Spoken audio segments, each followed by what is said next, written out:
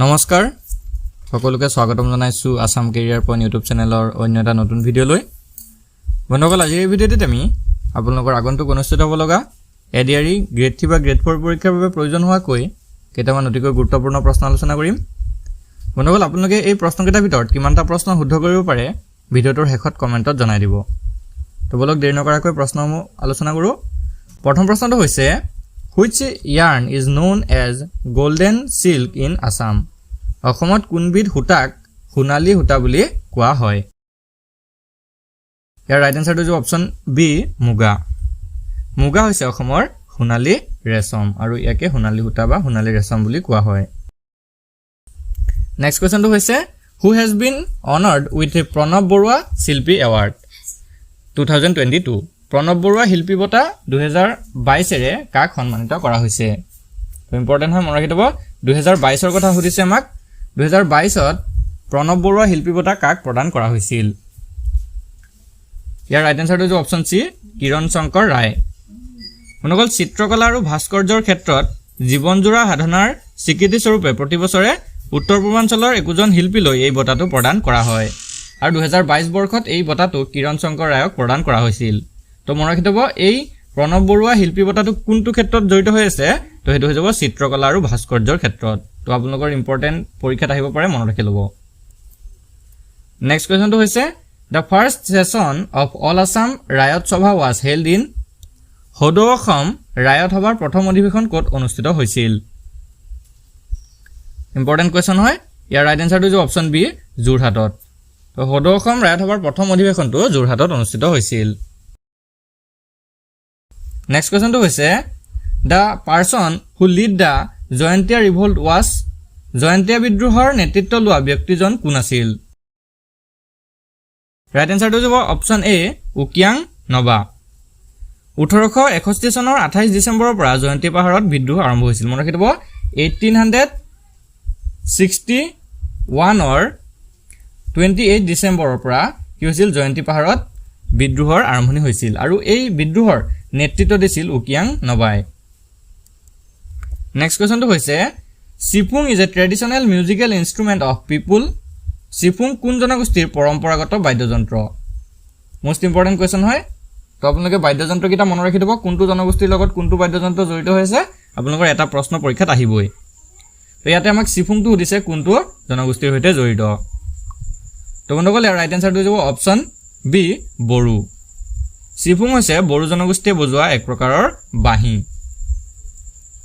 Next question which one is the first film directed by Bhupen Hazarika Bhupen হাজৰিকাৰ দ্বাৰা পৰিচালিত প্ৰথম চলচ্চিত্ৰ কোনখন ইয়াৰ ৰাইট আনসাৰটো যে অপচন এ এৰাবাটৰ হুৰ হৈছে ভূপেন হাজৰিকাৰ দ্বাৰা পৰিচালিত প্ৰথমখন ছবি ইন্দ্ৰমালতী হৈছে জ্যোতিপ্ৰসাদ আগৰৱালাৰ দ্বাৰা দ্বিতীয় অসমীয়া বোলছবিটো মনত ৰাখি দিব ইন্দ্ৰমালতী হৈছে জ্যোতিপ্ৰসাদ আগৰৱালাদেৱে বনোৱা দ্বিতীয়খন ছবি আৰু এই বোলছবিখন মুক্তি লাভ কৰিছিল 1939 ত মনত ৰাখি দিব 1939 ত ইন্দ্ৰমালতী বোলছবিখনে কি হৈছিল ৰিলিজ হৈছিল নেক্সট কোৱেশ্চনটো হৈছে হু ডাইৰেক্টেড দা আসামিজ ফিল্ম শকুন্তলা নামৰ অসমীয়া চলচ্চিত্ৰখন পৰিচালনা কোনে কৰিছিল ইয়াৰ ৰাইট আনসাৰটো হ'ব অপচন বি ডক্টৰ ভূপেন হাজৰিকাই শকুন্তলা নামৰ চলচ্চিত্ৰখন পৰিচালনা কৰিছিল আৰু এই চলচ্চিত্ৰখন মুক্তি লাভ কৰিছিল 1961 চনৰ 25 জানুৱাৰীত মনত ৰাখি দিব 1961 অৰ 25 জানুৱাৰীত এই শকুন্তলা নামৰ চলচ্চিত্ৰখন মুক্তি লাভ কৰিছিল আৰু এই ছবিটো মুখ্য চৰিত্ৰৰ অভিনয় কৰিছিল ফণী শৰ্মাই তো এই শকুন্তলা ছবিখনত মুখ্য অভিনেতা আছিল ফণী শৰ্মা নেক্সট কোৱেশ্চনটো হৈছে In which year the British stopped slavery system in Assam? ইংৰাজে অসমত দাস প্ৰথাৰ বিলুপ্তি কোন বছৰত কৰিছিল তো মোস্ট ইম্পৰ্টেন্ট কোৱেশ্চন হয় স্লেভাৰী সিস্টেমটো কেতিয়া অসমৰ পৰা আঁতৰাইছিল সুধিছে আমাক ইয়াৰ ৰাইট আনসাৰটো হ'ব অপচন ডি 1843 1843 চনত দাস প্ৰথাটো বিলুপ্ত কৰিছিল নেক্সট কোৱেশ্চনটো হৈছে The Sandobi Lake was formed in which year due to earthquake ভূমিকম্পৰ বাবে কোন বছৰত চান্দুবি হ্ৰদ গঠন হৈছিল বন্ধুসকল ইয়াৰ ৰাইট আনসাৰটো হ'ব অপচন এ 12 জুন 1897 1897 চনৰ 12 জুন তাৰিখে চানডুবি হ্ৰদটো ভূমিকম্পৰ ফলত সৃষ্টি হৈছিল আৰু এই চানডুবি হ্ৰদটো অসমৰ কামৰূপ জিলাত অৱস্থিত তো মনত ৰাখি থব আপোনালোকৰ পৰীক্ষাত আহিব পাৰে নেক্সট কোৱেশ্চনটো আগবঢ়ো কি দিছে চাওক who was the first vice chancellor of Guwahati university Guwahati বিশ্ববিদ্যালয়ৰ প্ৰথম উপাচাৰ্য কোন আছিল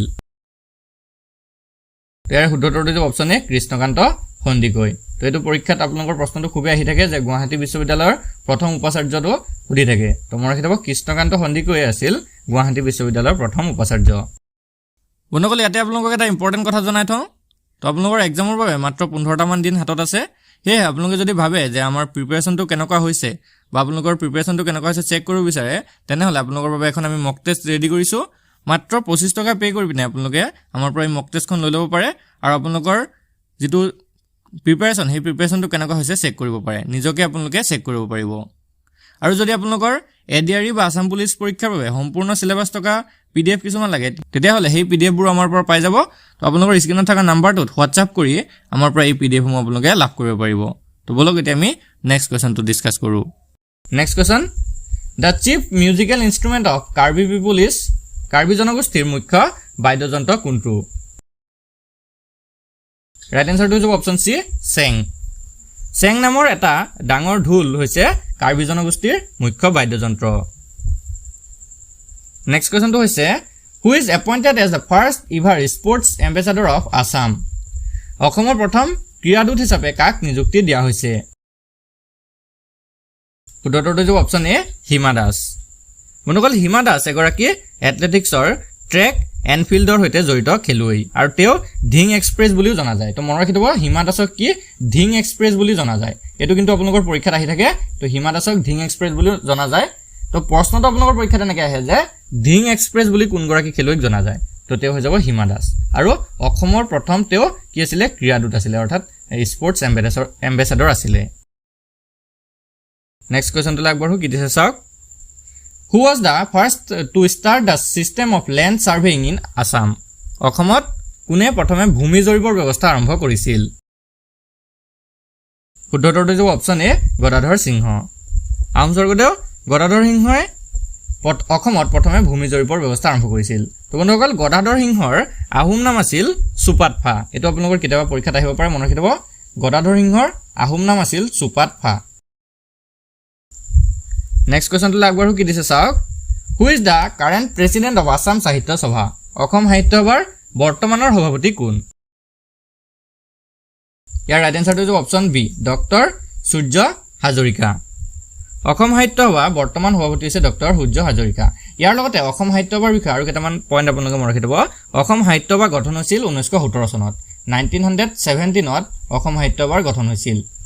আৰু অসম সাহিত্য সভাৰ প্ৰথমজন সভাপতি আছিল পদ্মনাথ গোহাঁই বৰুৱা তো আপোনালোকৰ এই অসম সাহিত্য সভাৰ ওপৰত প্ৰতিটো পৰীক্ষাতে প্ৰশ্ন আহে আসাম গভৰ্ণমেণ্টৰ যিকোনো এক্সামতে অসম সাহিত্য সভাৰ ওপৰত প্ৰশ্ন আহে হেহে মনত ৰাখি থব 1917 চনত অসম সাহিত্য সভা প্ৰতিষ্ঠা হৈছিল বৰ্তমান প্ৰেসিডেন্ট হৈছে ডক্টৰ সূৰ্য হাজৰিকা আৰু প্ৰথমজন সভাপতি আছিল পদ্মনাথ গোহাঁই বৰুৱা তে আমি নেক্সট কোৱেশ্চনটো আগবঢ়ো কি দিছে চাওক Sati Sadhini was a queen of which dynasty Sati Sadhini কোন ৰাজবংশৰ ৰাণী আছিল ৰাইট এনসাৰটো হ'ব অপচন সি চুতিয়া তেওঁ চুতিয়া ৰজা ধৰ্মধ্বজ পালৰ কন্যা আছিল আৰু তেওঁৰ স্বামীৰ নাম আছিল নীতিপাল বা নিত্যপাল তো চুতিয়া বংশৰ তেওঁ ৰাণী আছিল আৰু তেওঁৰ স্বামীৰ নাম আছিল নীতিপাল বা নিত্যপাল আৰু তেওঁৰ পিতৃৰ নাম আছিল ধৰ্মধ্বজ পাল নেক্সট কোৱেশ্চনটো হৈছে Bagurumba dance form is associated with Bagurumba নৃত্য কাৰ সৈতে সম্পৰ্কিত অৰ্থাৎ কোনটো জনগোষ্ঠীৰ সৈতে বাগুৰুম্বা নৃত্যটো জড়িত ৰাইট এনসাৰটো হ'ব অপচন এ বড়ো জনগোষ্ঠীৰ লোকসকলৰ সৈতে বাগুৰুম্বা নৃত্যটো জড়িত হৈ আছে নেক্সট কোৱেশ্চনটো হৈছে who was the first Ahom king to celebrate Bihu in the courtyard Assam কোনজন আহোম ৰজাই প্ৰথমে আহোমৰ দৰবাৰত বিহু উদযাপন কৰিছিল ৰাইট এনসাৰটো হ'ব অপচন ডি ৰুদ্ৰসিংহই প্ৰথম ৰংঘৰৰ চোতালত বিহু উদযাপন কৰিছিল নেক্সট কোৱেশ্চনটো হৈছে who was the first Borphukan of Ahom kingdom Ahom ৰাজ্যৰ প্ৰথম বৰফুকন কোন আছিল ইয়াৰ ৰাইট এনসাৰটো হ'ব অপচন সি এটো সি হ'ব লাগিছিলে অপচন সি টো হৈ যাব শুদ্ধতৰ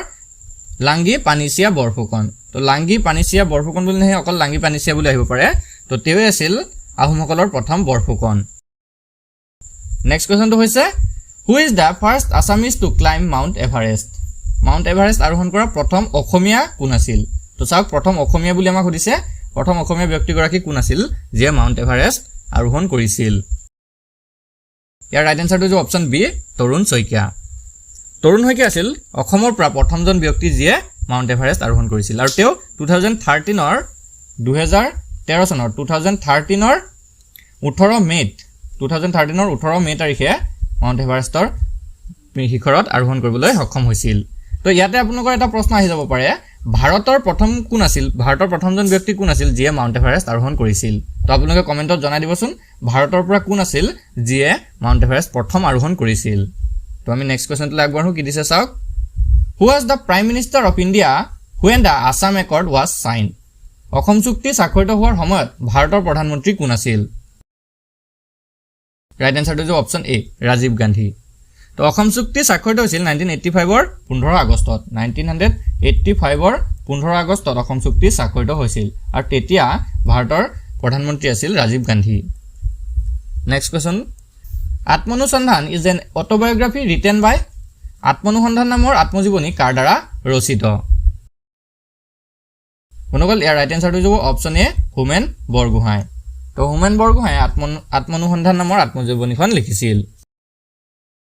next question the logo of Assam সাহিত্য সভা ওয়াজ ডিজাইন বাই অসম সাহিত্য সভাৰ প্ৰতীকটো কোনে আঁকিছিল বা কোনে ডিজাইন কৰিছিল ইয়াৰ ৰাইট এনসাৰটো হৈছে অপচন বি যুগল দাস তো অসম সাহিত্য সভাৰ প্ৰতীকটো যুগল দাসে আঁকিছিল তো ইয়াৰ লগতে আপোনালোকে মনত ৰাখি থব অসম সাহিত্য সভাৰ আৰম্ভণি গীত তো অসম সাহিত্য সভাৰ যে আৰম্ভণি গীত আছে সেইটো হৈছে চিৰচেনী মোৰ ভাষা জননী এটো আপোনালোকৰ কেতিয়াবা আহিব পাৰে তো মনত ৰাখি ল'ব নেক্সট কোৱেশ্চনটো হৈছে Which Assamese writer is also known as উপন্যাস সম্ৰাট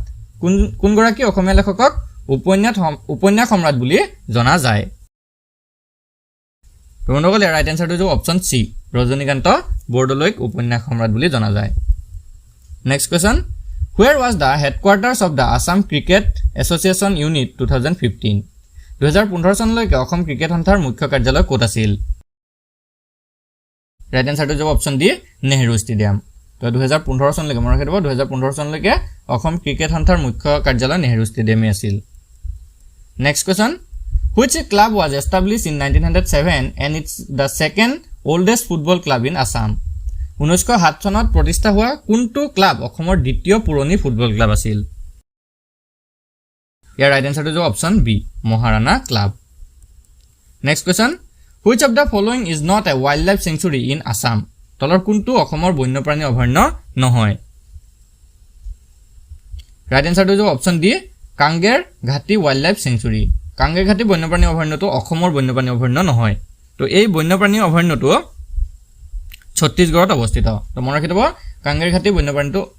অভয়াৰণ্যটো ছত্তীশগড় ৰাজ্যত অৱস্থিত ইয়াৰ লগতে পবিতৰা ৱাইল্ডলাইফ সেঞ্চুৰীটো এটো ক'ত আছে মনত ৰাখিব তো অসমতে আছে অসমৰ মৰিগাঁৱত আছে লাউখোৱা বন্যপ্ৰাণী অভয়াৰণ্যটো অসমৰ নগাঁও জিলাত আছে আৰু বুঢ়াচাপৰি বন্যপ্ৰাণী অভয়াৰণ্যটো অসমৰ শোণিতপুৰ জিলাত অৱস্থিত তো এই গোটেইকেইটা ইম্পৰ্টেণ্ট হয় মনত ৰাখি ল'ব নেক্সট কোৱেশ্চনটো আগবঢ়ো কি দিছে চাওক the town of Dibrugarh is situated on the bank of which river Dibrugarh চহৰ কোনখন নদীৰ পাৰত অৱস্থিত তো আমি সকলোৱে জানো কাৰেক্ট এনসাৰটো হ'ব অপচন এ ব্ৰহ্মপুত্ৰ ডিব্ৰুগড় চহৰখন ব্ৰহ্মপুত্ৰ নদীৰ পাৰত অৱস্থিত next question Who joined Srimanta Shankardev in propagating the Neo Vaishnavid religion? Srimanta Shankardever লগত নৱ বৈষ্ণৱ ধৰ্মৰ প্ৰচাৰ কোনে চলাইছিল ৰাইট এনসাৰটো হ'ব অপচন বি মাধৱদেৱ শ্ৰীমন্ত শংকৰদেৱৰ লগত শ্ৰী মাধৱদেৱেও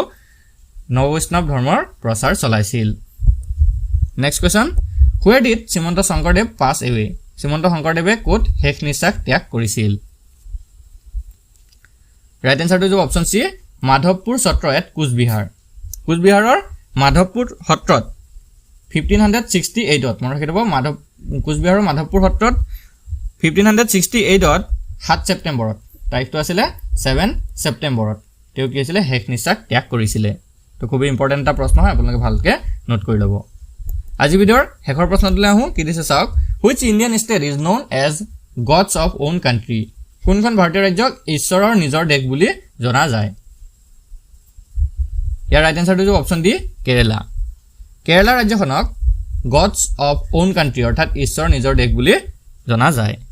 তো বন্ধুসকল আজি ভিডিঅ'টো আপোনালোকৰ বাবে ইনফৰ্মেটিভ হ'লে ভিডিঅ'টো এটা লাইক কৰি দিব আৰু এই 30টা কোৱেশ্যনৰ ভিতৰত আপোনালোকে কিমানটা শুদ্ধ কৰিব পাৰিলে কমেণ্ট কৰি জনাই দিয়ক ধন্যবাদ